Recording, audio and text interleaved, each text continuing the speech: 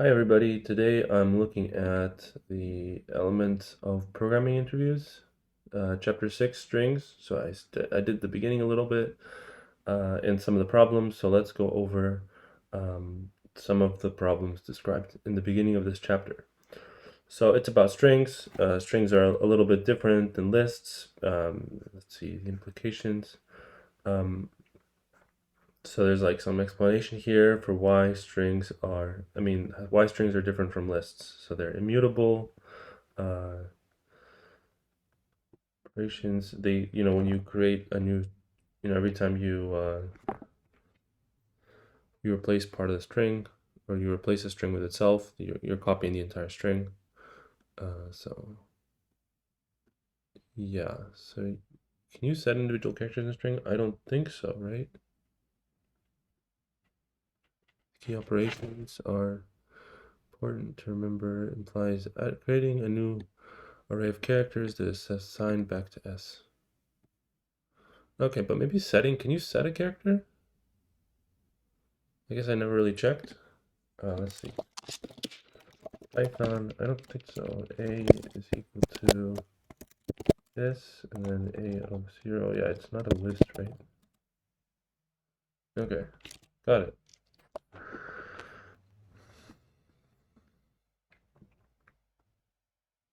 So I guess you need to be very mindful about, yeah, it says here, comparison, joining, splitting sort of substrings, replacing one substring by another, parsing does not make sense for a general array. So you need to be very careful when you do operations with strings to make sure you're not copying them many times, because copying is an O of N operation.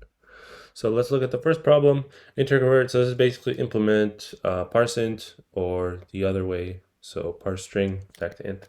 So let's see. So here's my solution. No, my solution is right here. But it's very straightforward. I think here you have a string. Like it's an integer string. I don't think you need to worry about the format. So for example, 1, 2, 1. Like this, and you want to convert this to 121. So how do you do this without using Python's built-in int function? You probably just take a look at the first character like this, and then you're building up your integer one at a time, or one digit at a time. So you take a look at your first character, you convert it, you isolate it, so you say s out of I, or s out of 0 in this case. Then you find out it's it's a character, right? You need to convert it to a number. So again, you're not allowed to use the int. So how are you going to compare? Well, a character has a ASCII value, right? I don't know what the ASCII value of 1 is, but the idea is that the ASCII value of 1 is followed by, in the table, so 1 is followed by 2, which is followed by 3, which is followed by dot dot dot. So in order to, all the way to 9, I think 0 is here. So in order to find out what this number is, we find out the ASCII value. Let's say this is like 40. I don't think it's 40. It's probably like 60 something. And then we subtract off the ASCII value. So S of I, so we find out it's, I think the right function is ORD, like this. And we subtract off the ORD of 0. So this is of the string, the character 0. So this is this 40, and then this will be somewhere between 49 and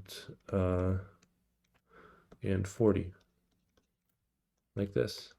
And so by subtracting, you can find out, so this is an integer, and this is an integer, so you end up with an integer between 0 to 9. And this will be like, for example, in this case, it'll be 1, and that's our number. So what do we do with this number? We add it to n. So n equals 0 in the very beginning, and then we do some loops. And so then we do n plus equal to this ORD plus equal to this ORD. And then a step that we do before we move on to the next character, we need to multiply the what we have in n by 10. And we do this technically right here before we do the ORD, but since n equals 0 the first time, you're multiplying 0 by 10, which does nothing. So why do you do it here? Because you don't want to do it at the very end. So if you're on the very last character, you get this 1. you want it to be a 1. You don't want to multiply by 10 and end up with 1,210 instead. You don't want this. So therefore, yeah, let me check I'm recording. Let me open this. Driver support is kind of bad. Hopefully it's better now. Okay, that's better. So that's the problem. So let's take a look at the code. I think straightforward. String to integer. There's a sign. So if there's a negative, then we apply the sign, and then we end up with sign times ret. This is what I was talking about. Multiply times 10, and then subtract off the ord. So now if you want to do integer to string, so you have an integer. Let's see. So you have an integer here, like 121, and you want to convert this to string 121. And what you do is well, with integers, the easiest way, I mean, you could probably, so again, you want to do this one character at a time because you're not allowed to use built-in functions. So how do you do that? Well, you take this 121 and you div mod it. So div mod is a nice function in Python for doing this. Div mod by 10. And this returns you the division and the mod of 121 by 10. So in this case, it would be 121 goes 12 times into 10, and then the mod is 1. So there's our character that we want, the 1. And so then what do we do with this 1? Well, we add it to the ord of, or no, wait, what do we do? Now the opposite, it's CHR is the opposite of ord. So we take this and we add it to the ord, yeah, the ord of 0. And that's how we get, this will return me the character 1. So then what do we do with this character? We add it to a list. Because strings are, again, they are immutable. So every time you add a character to it, it creates a brand new list. So we don't want to be doing that. So here instead we have a list of characters. We add it to this list. Add to list. And then at the very end, we join this list. The very end, join this list. And if you notice, so we did this character first, and then we did, in this case, the result is the same whether you do it forward or backward. But if we had 1, 2, 3, the character that we're going to add to our list first is going to be a 3. And adding to the end of a list is much faster than adding at the beginning because it shifts all the characters over. So it's definitely, but we're going backwards. We're going through the characters right to left. So this is inconvenient. Our list at the end will have the character 3, the character 2, the character 1. So what do we need to do? We need to reverse this list and then join it. So it becomes 1, 2, 3. Okay, straightforward. So that's the first part. Those are my test cases. So now let's go over to 2, which is base conversion. So base conversion is we want to convert between two integers that are in bases. So obviously there's a bunch of different bases. I mean, usually the ones we consider are from base 2 to base 16. I mean, I mean, we're probably aware of what is a base 10 integer or base 2 integer all the way to base 16. So what are we doing here? So we get, I think, yeah, so we get an integer here that is in the first base. So we get some string here, and then we get a base 1 and then a base 2, and then we want to convert so this string is currently in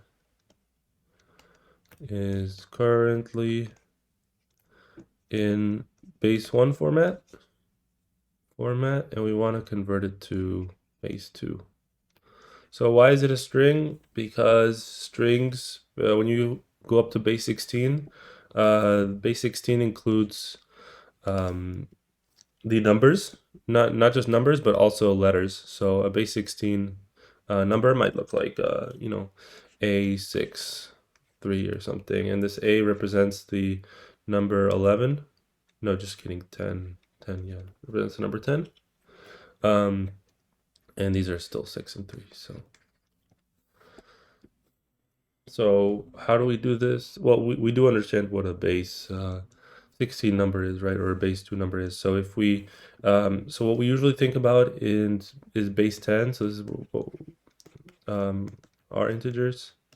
So when we have a base 3, what am I trying to say? Base 10 are integers. Yeah, so when we have like so our digits, what do they look like? So our digits, they go from 0 all the way to 9, and then when we want to add 1 to this, we instead add 1 to the next digit here, and this goes back to 0. So that's the way our counting system works. We go all the way up to 9, and then when we want to add 1, we go back to 0, and then we again. So how do we represent larger and larger numbers? Well, first we try to fill up the digit all the way on the right, up to 10, and then when we reach that, we fill up the next digit, and I mean we increase the next digit and keep filling the digits up on the right. So what I'm trying to say is that how do you compare two numbers? It's you compare them, like, you know what I'm trying to say. So in base 2 instead, we don't try to go up all the way to 10, we go up to 2. So our first two numbers are 0, 1, and then we can't go up to 2 because this is base 2. So we have to add 1 to the next available digit space, and then 1, 1, and then 1, 0, 0, and 1, 0, 1, and then 1, 1, 0. And then same thing goes for base 16, but base 16 has a lot of possibilities. So it goes up to 10, it goes up to 9, and then it goes A, and then it keeps going all the way up to F, and then finally when you reach F, the next one is 1, 0. And then again, we bring this all the way up to F, and then it becomes 2, 0. Okay, we get it. So, yeah, I think straightforward. So how do we do this? Well, a good way to do this is to take the string and convert it first to base 10. So here's a string. We convert it first to base 10 to a base 10 integer. So like literally a Python integer, and then convert this back to string in base 1, and then convert it back to a string in base 2. So how do we convert something from a string in base 1 to a base 10 integer? I think we did this before. We just take this. If our number is A63 and this is base 16, then we look at the characters one by one. It's very similar to the last problem. So we take this A, and then we find out its order in the ASCII table, and then we subtract off.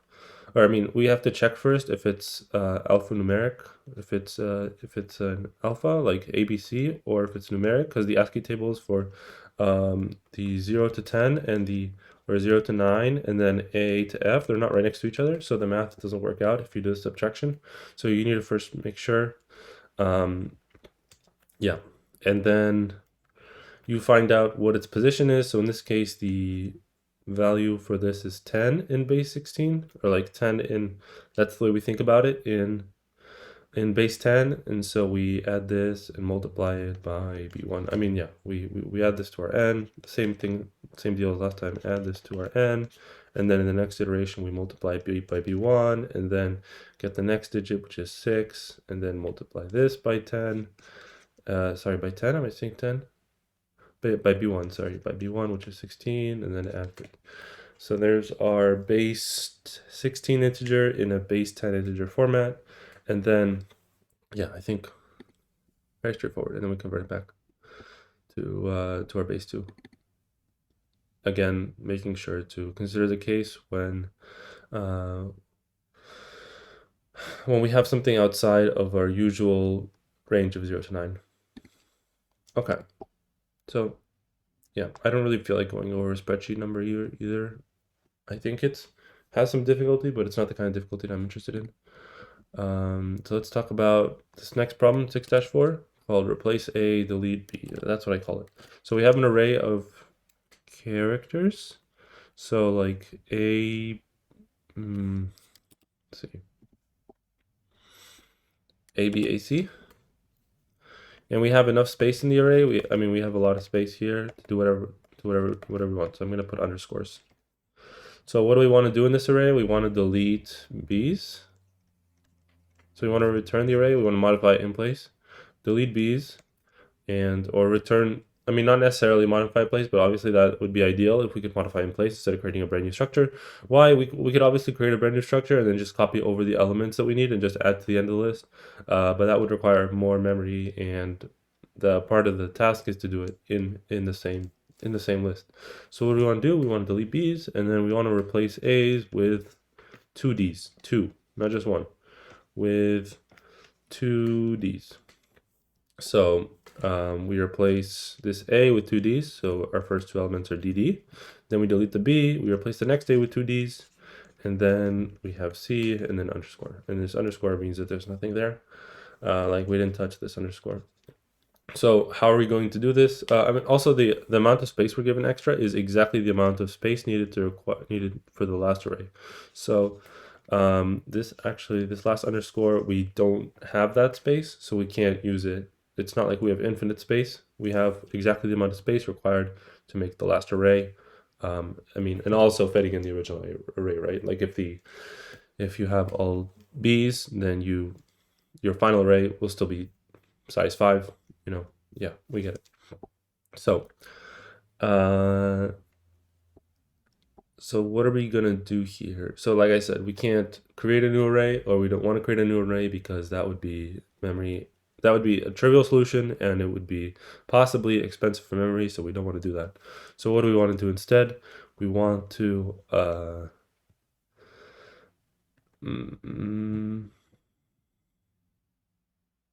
yeah, the problem is, like, so here's the problem. Here's my original solution. So here's what I wanted to do. When I get a D, when I get an A, sorry, what I want to do is I want to put a D in its spot, and then what I wanted to do was I wanted to copy over.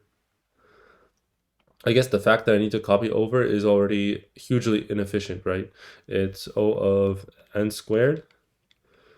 This strategy. So we take this D and then we copy over the rest of the array to here, BAC underscore, and then we also put a D here. That's what I wanted to do after one step. However, this copying is, if we have to copy n times, assuming our array is A, for example, then this is, and copying is an O of n operation, so this is O of n squared, super expensive, and also our space is actually limited. So again, we don't have this underscore, but imagine if we had like an actual character here, like X or something. Copying this over would pretty much just delete this X. In this case, we try to stick in 2Ds, we try to move the array over, but then we overwrote the X by C, so suddenly, our ability to put that there is gone, so that's not really working out for us. So what are we going to do instead? Well, ideally, we would remove the B's first before looking at the A's, because otherwise, if we start moving the A's around, like I just showed you, we might not have enough space, but we are guaranteed that we will have enough space for the resulting array. So what do we have to do first? Delete the B's.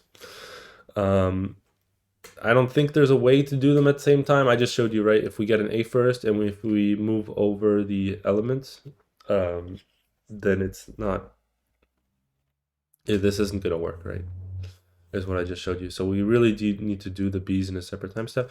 The other thing that I was trying to do, so I was trying to do them both at the same time. So let me give you an example of what I was trying to do. So here, let's just say we have B and then just like some random values or something, X, Y, X, Y. I mean, this is part of the solution, the eventual solution, but here's what I want to do. So this B is deleted. So then we have also a pointer. We not only have an array to a pointer to where we're currently at, so currently at 0, and then we move it along, but we also have a pointer to the last available spot. So whenever we reach this X, the right spot for this X isn't here because we deleted a B. And instead, we need to put this X here, and then when we hit this Y, we need to put this Y in the place of the X, and this X in here, and then this X in here. Why? Because we deleted a B. Therefore, we have like an offset where everything that follows it needs to hop one place backwards. However, if we if we had an A, right, that complicates things. So if we have a B and then an A, right, I mean, in this case, it's easy. Let's just say if I had B, X, A, and then let's say Y. let's see, how did this, so what do I do after this one step? I try to delete the B. So then when I get to the X, I stick the X into here. And then I see an A, so I try to put a D and a D here. And then, yeah, I think the example that doesn't really work is when I have like two A's and an offset. So if I were to get another A here and then a Y, let's see what happened then. So yeah, basically then my math really doesn't check out. So yeah, so let's just very simply, let's just take our original array here, which is ABAC underscore. ABAC underscore. So what we're going to do is we are going to, number one, so we're going to do a two passes. So a forward pass first, forward. And what are we going to do? We're going to delete B's and adjust to the left. So this is one thing we're going to do, like I said, with the offset. And then the second thing we're going to do is we're going to keep track of how many A's there are as well. Keep track of how many A's. Why? Because if we do, so if we have a size variable, so we're also given the size of the original array. So this underscore, we know that this is a fake character. So we're given a size, and then the result of the final array is going to be size minus the number of B's plus the number of A's. Why? Because for every A, we're going to replace it with two D's, which is going to increase the final size of the array by 2. And then for every B, we're going to delete it, so that's going to decrease the size of the array by 1. So once we know this, the result of the final array, so after our first pass, if we delete all the B's and move the ones over, like I said, we're going to end up with A, C, and then there will be, I think I'm going to probably leave this one. I mean, I can replace it with an underscore. That's possible to do in the implementation. But then, so now we need to replace the A's. However, there are two A's, right? Which means the size of our final array is going to be, well, we start with a size 4, and we delete one B, we get 3, and then we added two A's. This is going to be equal to 5. So what does this mean? This means that we can start a pointer right here. So we're going to need 5 spots to fill up this entire array because we already saw two A's. So when we do a backwards pass, why backwards? Because, yeah, why backwards? Let me think. I guess if we do a forwards pass, we have to replace this. When we replace this A, right, we're going to put a D here, and then we're going to put a D here, and then we're going to have to move everything else over, which is, again, O of n, and if we have to do this n times, it's going to be O of n squared. So instead, we're going to basically do the following, where we stick this C in this spot, and then if we hit an A, we're going to put in two D's, so we don't have to move anything over because we already know how big the array is going to be, right? So we can start instead at the end because we did this calculation with the size minus number of B's plus number of A's. So we're going to stick the C here. We see that there's an A, we're going to put in two D's. We see that there's another A, we're going to put another two D's, and that's our final array.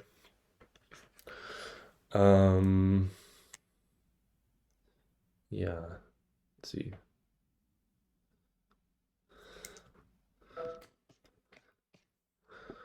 Very straightforward. Keep track of how many A's, delete B's, and adjust to left. Okay. DDDDC. Yeah, anything, let me see. So that's the code. I think that's pretty much all I got to. There are some variations which are difficult. So, moral of the story, if we have to replace arrays, so let me write down the moral of the story.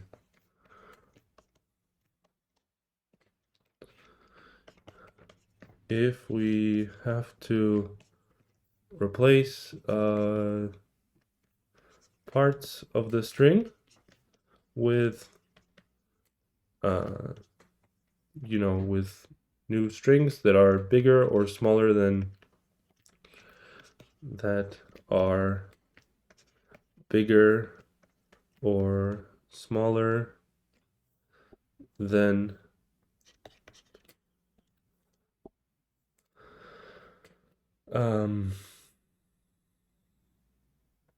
what we are replacing.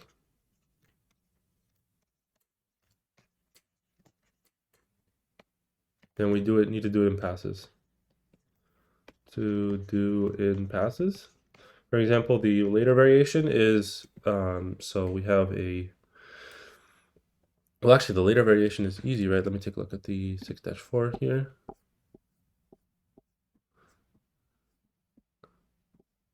You have an array, but punctuation marks are spelled out. So yeah, I think the later one will be easy, but I guess if you're trying to replace a,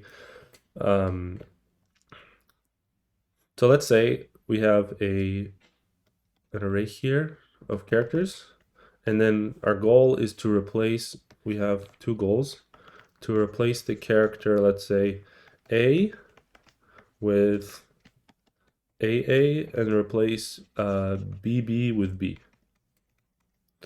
So the moral of the story tells us that we can't do both of these at the same time. Sorry, BB with B. We can't do both of these at the same time. They're going to interfere with each other. So this one, we will have to do a backwards pass. And then this one, we will have to do a forwards pass. And because this BB is bigger than B, therefore we can just do a thing where if we see a BB, we're going to write all subsequent characters to an offset to the character right before. So if we see a BB, then we're just going to keep this one B, and then if we see an A after here, we're going to put it into the spot of the B, and if we see a C here, we're going to put it into the spot of the A, etc. So that's the forward pass, but the backwards pass, because well, we do need to calculate how much of the string we actually need, or like where we're going to end up with, assuming we complete all of the replacements, and then start there and then move characters to the end. So that's the moral of the story. If we have to replace parts of the string with new strings that are either bigger or smaller than what we are replacing, we need to do it in passes depending on the relative size of what we're replacing, either a forwards pass or a backwards pass. We need to do these passes separately so they don't interfere with each other. And that's O of n. So that's an O of n solution. We can do it inside the string, assuming that the string is, of course, a list of characters and not an actual string, because we can't modify a string in place. That's it. I hope you enjoyed this. See you next time.